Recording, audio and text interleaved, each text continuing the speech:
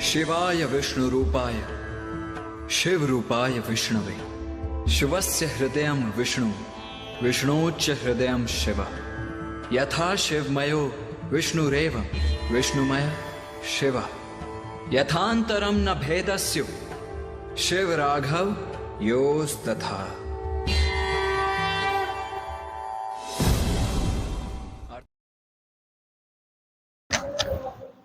नारायणं समारंभां शंकराचार्यमध्यमाम् अस्मदाचार्यपर्यन्तां वन्दे गुरुपरम्परां। नमो ब्रह्मण्यदेवाय गोब्राह्मणहिताय च जगद्धिताय कृष्णाय गोविन्दाय नमो नमः। कृष्णं नारायणं वन्दे कृष्णं वन्दे व्रजप्रियं कृष्णं द्वैपायनं वन्दे कृष्णं वन्दे पृथासुतम्।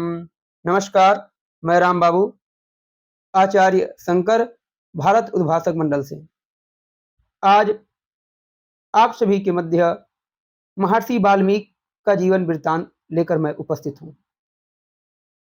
जैसा कि अभी हम सभी जानते हैं कि अश्विन मास पूर्णिमा को महर्षि वाल्मीकि जी की जयंती थी। महर्षि वाल्मीकि जी के बारे में बहुत सी भ्रांतियां समाज में विद्यमान है, जिनका शास्त्रों से कोई लेना देना नहीं है। एक बार महर्षि वाल्मीकि का शास्त्रों में क्या जीवन वृत्तांत दिया गया है, उस पर हम सभी विचार करेंगे। तो जैसा कि हम सभी जानते हैं, भारतीय कालगणना के अनुसार ब्रह्मा जी के एक दिन को कल्प कहते हैं और कल्पांतर भेद से कथाओं में भेद होता है। प्रत्येक कल्प में भगवान का पुनर्पुनर्अवतार होता है, प्राकट्य होता है और भगवान के उस लीला जो भगवान की होती है उनमें अलग अलग रूप में अलग अलग पात्र होते हैं। तो पात्रों में कथाओं में कुछ कुछ भेद मिलता है। जैसा कि हम सभी श्री रामचरितमानस में देखते हैं कि वहाँ तुलसीदास जी महाराज कई रावण के बारे में लिखते हैं कि कभी शिवगढ़, जिनको नारद मुनि ने शाप दिया था, वो रावण बनते हैं। कभी जय विजय, जो भगवान विष्णु के वैकुंठ में द्वारपाल थे, उनको शनकादिक मुनियों ने शाप दिया था, वो रावण बनते हैं। और कभी प्रताप भानु जो राजा थे, उनको ब्राह्मणों ने शाप दिया था, तो वो रावण बनता है। जलंधर भी अगले उसमें रावण बनता है। तो ऐसे कल्प भेद से रावण कौन बनता है, ऐसे कल्प भेद से पात्रों की कथाओं में कुछ भिन्नता आती है। ऐसे ही शास्त्रों में महर्षि वाल्मीकि जी को लेकर के कथाओं में भेद मिलता है।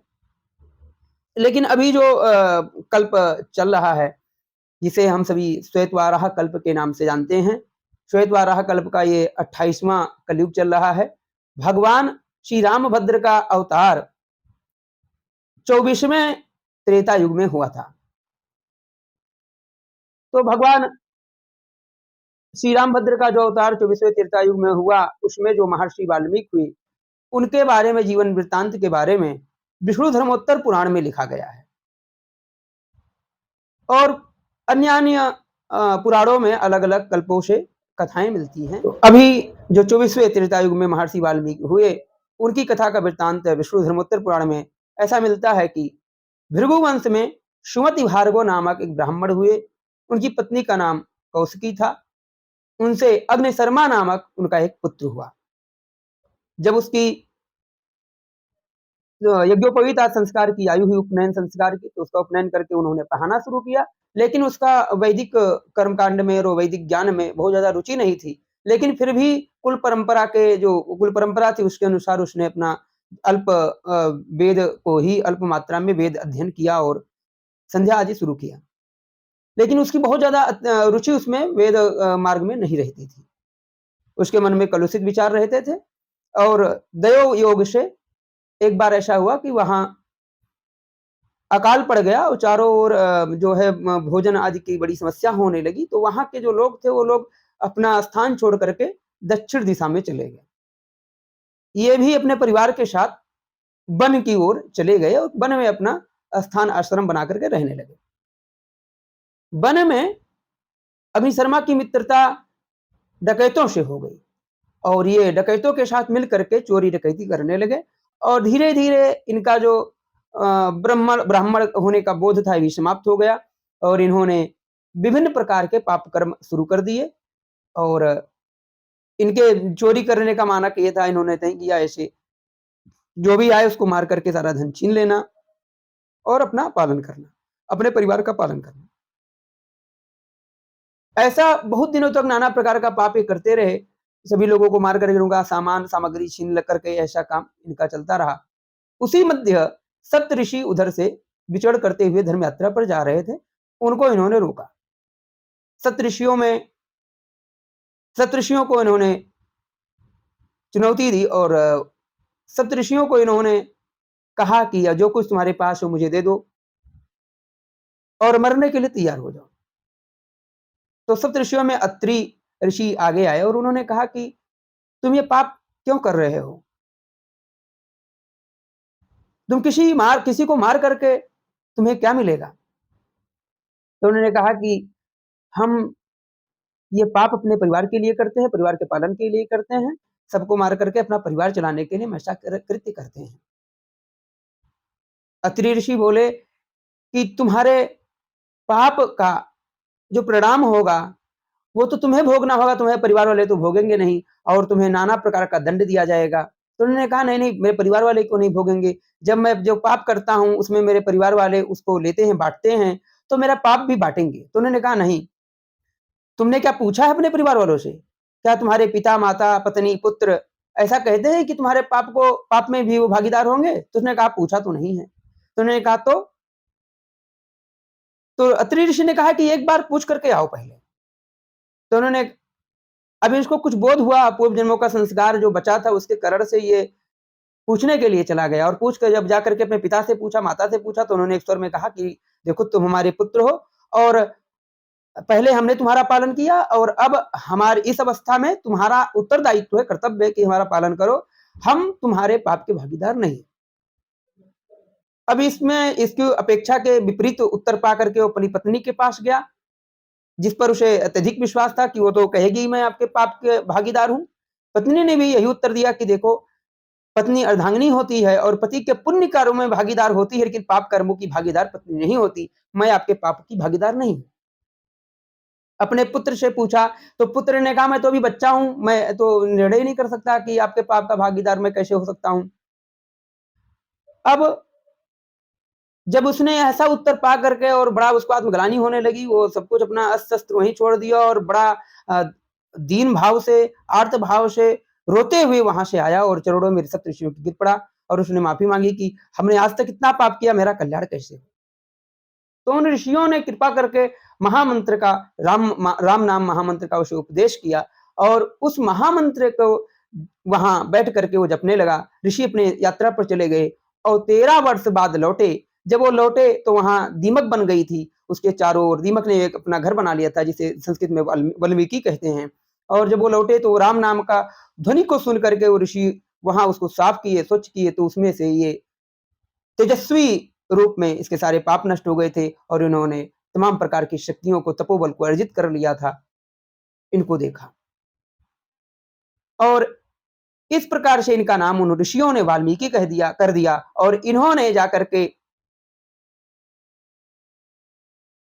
कुश स्थली में जाकर के इन्होंने महादेव शिव की स्थापना करके और महादेव शिव की बड़ी जो है श्रेष्ठ तपस्या करी, जिससे इनको कवित्व की शक्ति प्राप्त हुई और वह भगवान शिव का स्थान वाल्मीकेश्वर शिवलिंग के रूप में प्रसिद्ध हुआ, जहां भगवान की पूजा करने से कवित्व की शक्ति सहर से प्राप्त हो जाती है। ऐसे वहां से इन्होंने उस कवित्व की शक्ति प्राप्त करके और रामायण की रचना करी। ऐसी ये तो विष्णु धर्मोत्तर पुराण की में ऐसा वाल्मीकि जी का जीवन वृत्तांत लिखा हुआ है। कल्प भेद से स्कंद पुराण में भी एक महर्षि वाल्मीकि के जन्म वृत्तांत की कथा प्राप्त होती है। स्कंद पुराण में वैशाख नामक ब्राह्मण, जो कि संगति के कारण डकैत हो गया था और वो भी इसी प्रकार के पाप कर्मों में लिप्त था, और वहां भी सप्तऋषियों के आगमन पर ऋषि अंगिरा ने उसको उपदेश किया और उनके उपदेश से ठीक उसी प्रकार घटनाक्रम हुआ और वो वाल्मीकि ऋषि के नाम से प्रसिद्ध हुआ।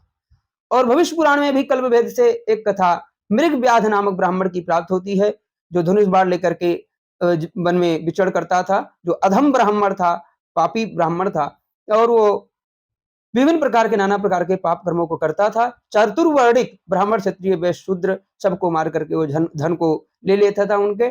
और सप्तऋषियों को वहां जब आगमन होता है, मरीच ऋषि ने उसे उपदेश दे करके और पुनः वो तपस्या में संलग्न होता है।